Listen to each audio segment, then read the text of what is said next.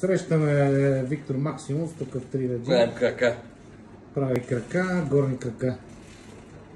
Какво ще ни споделиш за тази машина, която си седна? Страхотна. Какво да ти споделим, брат? Какво мислиш? Едни импулси. Мислиш ли как колко мазно вари? Топе. Виж какъв хубав звук. За верига. За жалост повечето няма го разбера. Няма. Защото дай да им кажа какви са. Хюмнета. Просто са едни хюмнета. Е за това.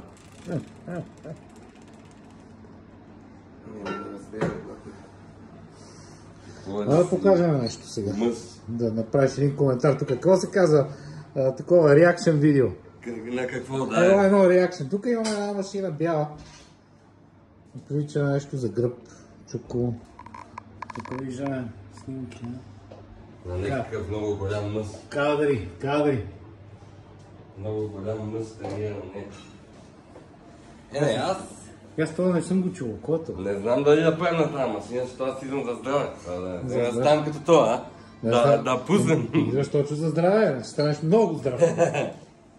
Ако ще станем като това, да спрем на себе. Те така повечето питат. Те не знаят, че не е само да дойдеш. Трябва и да подигаш му.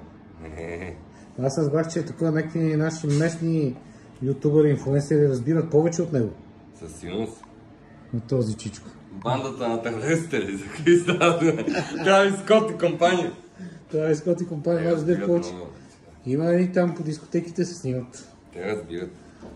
Те знаят. Сложи еластика на врата. Май разбират повече, а? Ланец на врата ми, еластик на гърба ми ли? Доста повече разбират, май.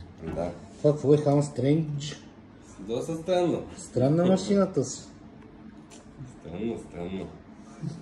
Те